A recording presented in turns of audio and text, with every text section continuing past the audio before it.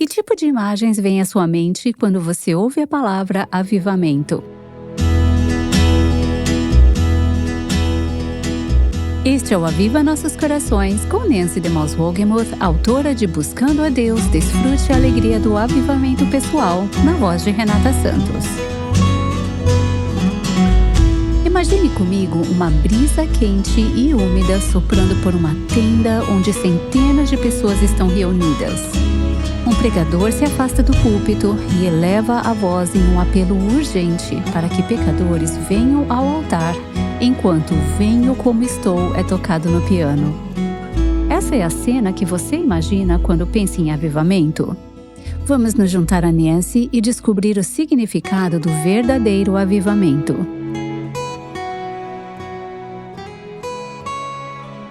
Quando você ouve a palavra avivamento, quais são algumas das imagens e palavras que vêm à sua mente?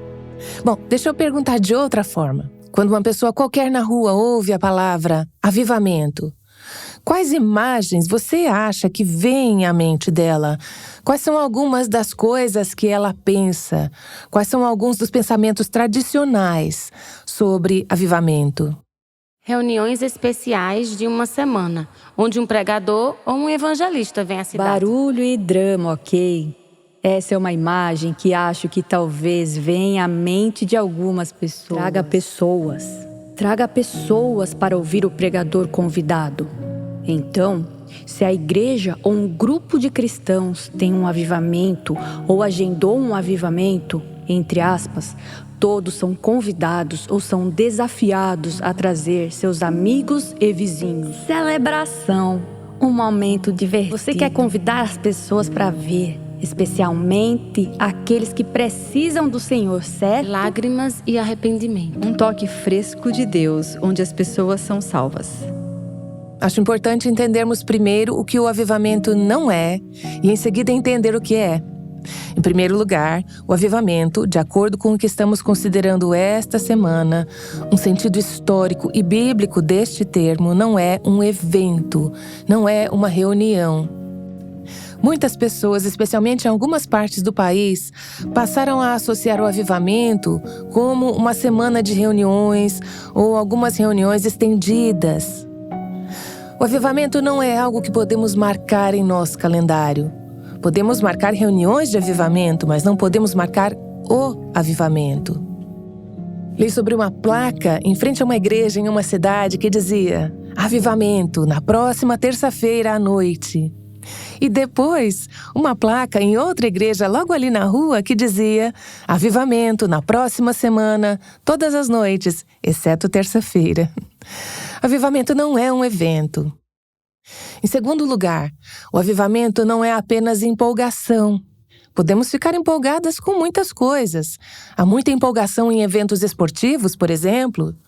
Mas isso não significa que eles estão tendo um avivamento naquele local só porque há empolgação. Até mesmo em muitos encontros cristãos há muita empolgação, mas isso não significa necessariamente que estão experimentando um avivamento. Em terceiro lugar, o avivamento não é emocionalismo. Quando pensamos em avivamento, nos vem à mente imagens de choro, lamentações e lágrimas. Veja bem, pode haver e provavelmente haverá lágrimas e pranto quando experimentarmos um verdadeiro avivamento. Mas pode haver choro e lágrimas sem um verdadeiro avivamento, porque o avivamento não é emocionalismo. Isso me fez lembrar de uma mulher que havia experimentado um avivamento genuíno em seu coração, em sua casa e em sua igreja, e refletindo sobre essa experiência, anos depois ela disse: avivamento não é um toque emocional, é uma apropriação completa. Eu gosto disso. Não é apenas emocionalismo, não é apenas um toque emocional, embora nossas emoções sejam tocadas no avivamento.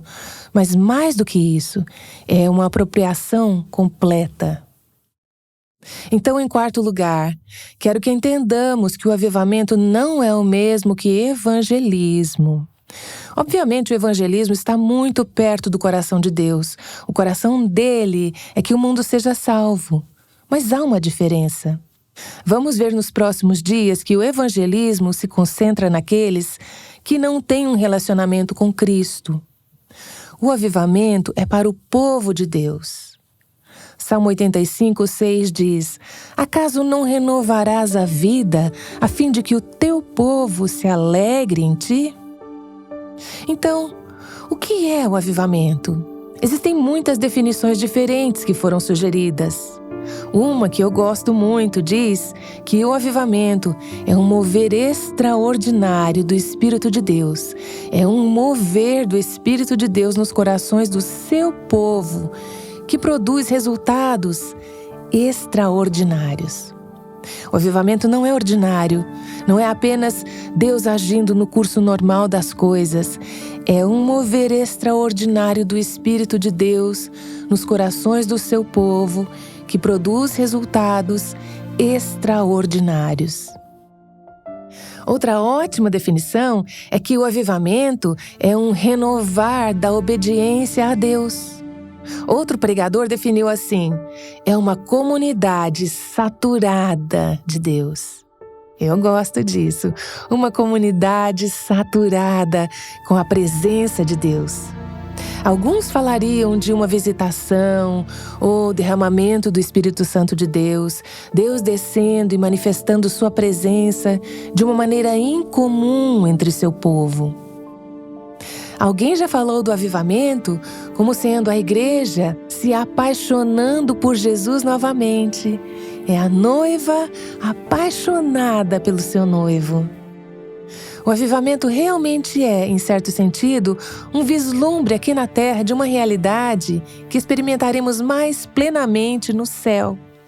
E isso é o relacionamento de amor, o casamento da noiva com o cordeiro. O avivamento é realmente a noiva se preparando para o casamento. Todos os olhos em Jesus, todos puros e prontos para Ele. E nessa preparação da noiva, Deus é glorificado. Uma pessoa acabou de dizer que o avivamento é Deus se manifestando na cena, revelando-se de uma maneira incomum ao seu povo. Precisamos entender, porém, que o avivamento, o verdadeiro avivamento é sobrenatural. É algo além do comum, além do explicável. Se você puder explicar o que está acontecendo em sua igreja, em termos de iniciativa humana, promoção ou esforços, provavelmente não é avivamento. O avivamento é uma obra soberana de Deus. Não é algo que podemos fabricar, não é algo que podemos fazer acontecer. Somente Deus pode fazer isso. Vamos ler um trecho em Isaías 41 que faz referência a esse sentido da obra soberana de Deus. Isaías 41:17. O pobre e o necessitado buscam água e não a encontram. Suas línguas estão ressequidas de sede. O avivamento pressupõe que há uma necessidade, que há uma decadência na condição espiritual, e há sede e desespero. E ele continua nos versículos 17 e 18. Mas eu, o Senhor, lhes responderei. Eu, o Deus de Israel, não os abandonarei. Abrirei rios nas colinas estéreis e fontes nos vales. Transformarei o deserto num lago e o chão ressequido em mananciais. É uma transformação. Os lugares secos se tornam um jardim próspero. Mas veja o versículo 20. Para que o povo veja e saiba, e todos vejam e saibam que a mão do Senhor fez isso, que o Santo de Israel o criou. De uma forma muito real, todo verdadeiro avivamento está carimbado com essas palavras: feito no céu, feito no céu. É uma obra soberana de Deus. Precisamos ficar maravilhadas e admiradas e dizer: Deus fez isso. O homem não poderia ter feito isso acontecer, e isso é algo que Deus fez. Então há uma característica do avivamento que frequentemente ocorre de forma repentina. Veja bem, Deus está sempre se movendo, Ele está sempre trabalhando, Ele está realizando seus propósitos no mundo, mas há momentos em que Deus acelera o processo. Ele faz acontecer mais rapidamente, quase como se fosse um lapso de tempo, uma série de imagens fotográficas capturadas a intervalos regulares, em questão de segundos, exibidas numa sequência muito rápida. Há uma ilustração disso em 2 Crônicas 29, com o avivamento do rei Ezequias na terra de Judá. E no último versículo deste capítulo diz que o povo se alegrou pelo que Deus tinha realizado para o seu povo, porque foi feito tão rapidamente. Um dos frutos do segundo grande avivamento nos Estados Unidos, na era da reforma moral e social, foi o movimento pela temperança. Os obreiros da temperança diziam que quando Deus se movia de uma maneira extraordinária durante aqueles dias de avivamento, o que eles tinham tentado realizar por anos acontecia de repente, em questão de semanas. No início dos anos 1900, houve um grande avivamento no país de Gales, e algumas pessoas que testemunharam aquele avivamento descreveram o que havia acontecido. Eles associavam ao avivamento o que tinha acontecido com a área de mineração de carvão, que era uma das principais indústrias em Gales. Eles disseram, sabe, em anos anteriores as pessoas mineravam o carvão da terra com picaretas. Trabalhavam arduamente para retirar o minério. Era um trabalho muito intenso, tedioso e laborioso. Mas então surgiu a dinamite.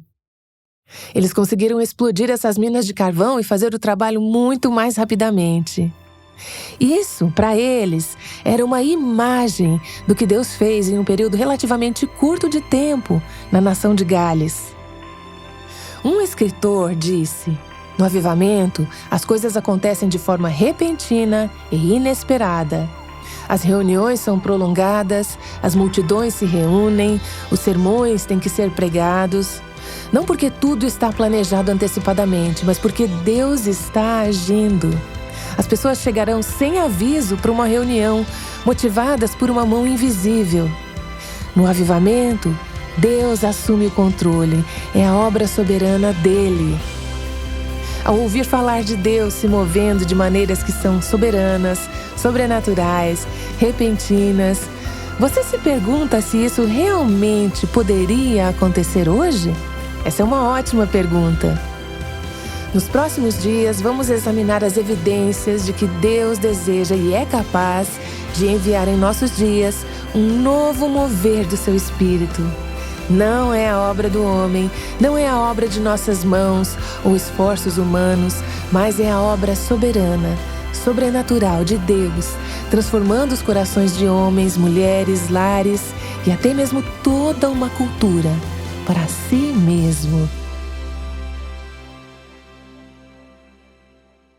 Essa é Nancy DeMoss Wogemuth explicando que o avivamento não ocorre apenas em acampamentos.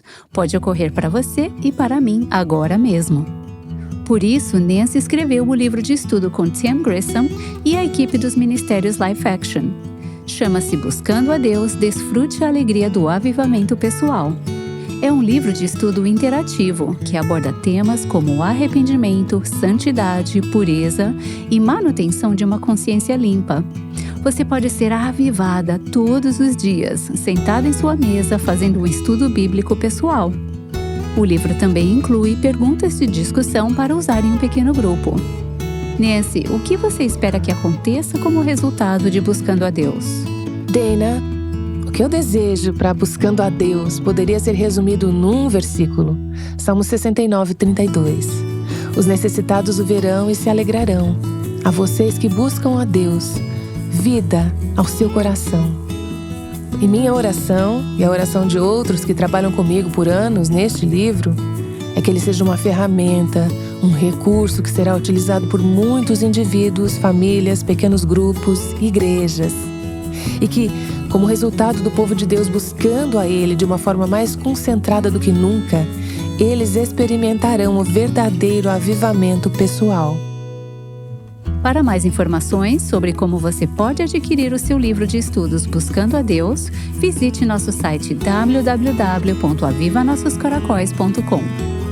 Se Deus realmente trouxesse um avivamento hoje, quais seriam os resultados práticos disso? Nancy DeMoss Wogemuth responderá a essa pergunta amanhã.